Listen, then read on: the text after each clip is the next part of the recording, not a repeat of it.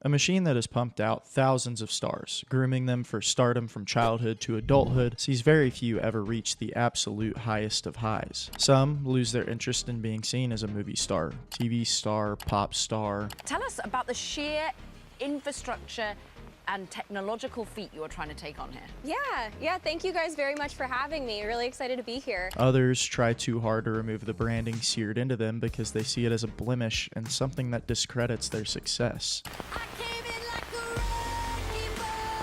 Some just aren't cut out for it. Adam Hicks, known for appearing at several Disney shows over the years, now facing armed robbery charges.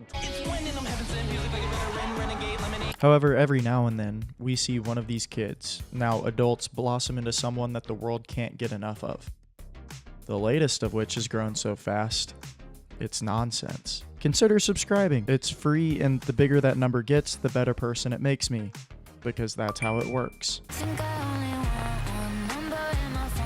Sabrina Carpenter's career is a whirlwind of balancing acting and a music career, and while she's excelled in both avenues, over the last year her music career has absolutely erupted, with her catapulting to become the biggest pop star in the world. The 25-year-old singer has been in the entertainment industry a lot longer than many people who have only heard of her in recent times may know. She started out much like another pop superstar actually, Justin Bieber, by posting videos of herself to YouTube before eventually finishing third in a singing contest held by Miley Cyrus. The next Miley Cyrus superstar. Up first, Sabrina. Her participation in the next Miley Cyrus project took place in 2009, and only 2 years later, Sabrina scored her first big acting role in Law & Order SVU. Following this, a door had opened into the acting world for her, where she starred in a Fox sitcom, The Goodwin Games, Horns, a comedy horror movie from 2013 starring Daniel Radcliffe. I hadn't heard of it either. I didn't kill her father, and now people are telling me all these things I don't want to hear. And then played Princess Vivian in the animated Disney show, Sophia the First. Then, her biggest break yet happened, when she was cast as the lead in Girl Meets World, the reboot of the classic Boy Meets World Disney show. I think too much, and you don't think at all. See, you get me, so let's not think. Sabrina starred in this show for the next 4 years, with it ending in 2017, but during the show got back to making her own music, releasing her debut single, Can't Blame a Girl for Trying.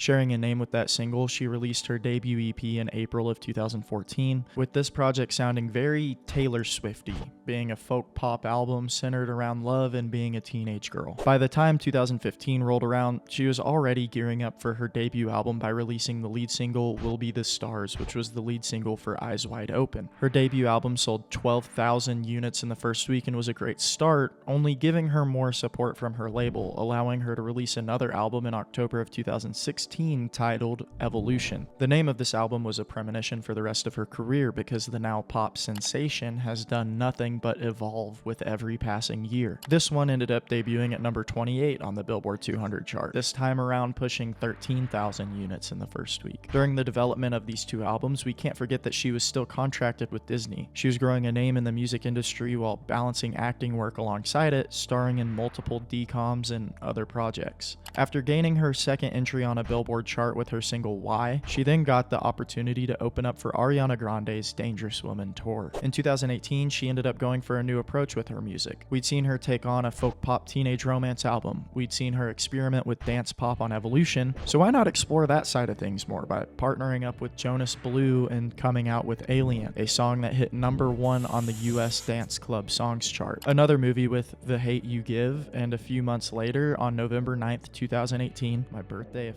anyone even cares, and she released Singular Act 1, her third studio album. She stuck with her dance pop sound here as she'd seen more success than ever with her work in that subgenre, and it paid off as this album ended up reaching high into the charts for those areas while falling to 103rd on the US Billboard 200. Is it a fall from grace, or is it a learning experience?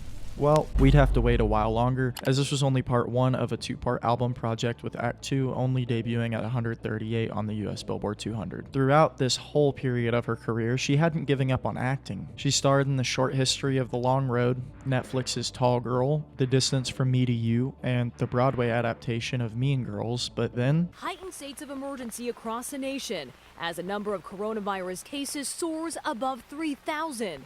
Tonight, elected officials taking unprecedented measures to keep the world people shut down safe. on her, just as things were really beginning to pick up speed in both avenues of her entertainment industry-driven career. When we reached January of 2021, though, we really get to see the beginning of the real Sabrina Carpenter. She was no longer tied to Disney's Hollywood Records label, with her 5-year contract that she signed no longer holding her to the company. Sabrina decided to move and sign with Island Records, a subsidiary of UMG, and we also got to see her in some drama with a fellow Disney Channel star, Olivia Rodrigo. How did this drama all start, though? Well, Olivia released this record-breaking song, Driver's License, which took the world by storm and thrust her into the world's spotlight. This song talked about her experience through heartbreak that she was dealing with, spurring from her breakup with her Disney co-star Joshua Bassett. In this song, there's a lyric that stood out and is what really caused Sabrina to be involved publicly in the first place. And you're probably with that blonde girl who always made me doubt. Who always made me down. I don't care. I don't care. I don't care. This song was a fucking banger. Get over it. Well, these lyrics mentioning that one blonde girl got Sabrina to write Skin, which was a response to Olivia where she went low. Carpenter has since come out and said that this wasn't targeted, but come on, we all know it was. Well, all of this drama put the eyes back on Sabrina musically, and Skin ended up debuting at number 48 on the Billboard 200 before she released her next album, Emails I Can't Send, on July 15, 2022. This album proved that her last projects, Singular Act 1 and 2, weren't a fall from grace or a sign to quit music and focus on her acting career. Nope. This was a sign to keep going, and she did just that, releasing a deluxe in March of 2023, which included the song Feather.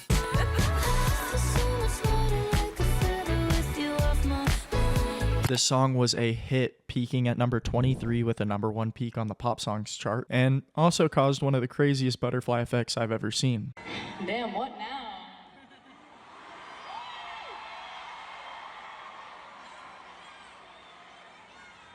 Should we talk about how I got the mayor indicted, or?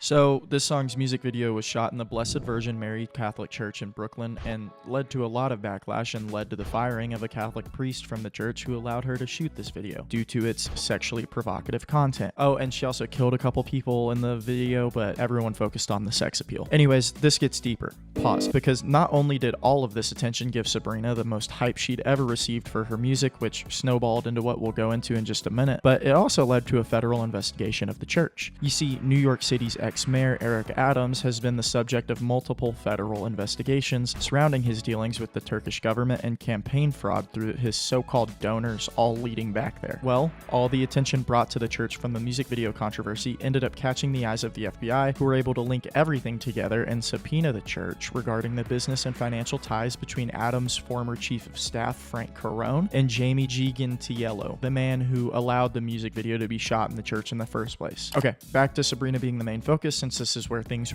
really go nuts for her. Miss Carpenter had also taken advantage of all the eyes on her surrounding this whole situation by joking about it all and even running with a bit saying Jesus was a carpenter, poking fun at the church who did nothing but insult her during this time. In April of 2024, she ended up releasing Espresso, which took over the music charts, taking home the number 1 spot and winning Song of the Year at the MTV Music Awards, followed by Please Please Please, which also took over the charts, giving her back-to-back number 1 songs, and then Taste, which debuted at number 2. Sabrina Carpenter's 6th studio album, Short and Sweet, debuted at number 1, selling 362,000 units in the first week, taking down Travis Scott's long-awaited streaming release of his early mixtape, Days Before Rodeo. This album could very well be the peak of her career, but it doesn't look like it, as the album's tour has continued to take over the world, completely selling out only 9 days after tickets were put up for sale. We can't forget some of the other things that helped her blow up to this level either. Not only was there controversy around Feather, but She also opened a lot of shows for Taylor Swift's The Eras Tour, where audiences fell in love with her even more. And she is even producing a Netflix holiday special titled A Nonsense Christmas with Sabrina Carpenter. She went from selling 12,000 units in a week on her early albums to falling down on debuts all the way to the 138th spot, to beefing with another pop superstar of the new gen, to getting a mayor indicted on federal charges, to selling 362,000 copies of an album in a single week, breaking numerous records along the way. If you thought any of this was possible, you'd be thinking nonsense.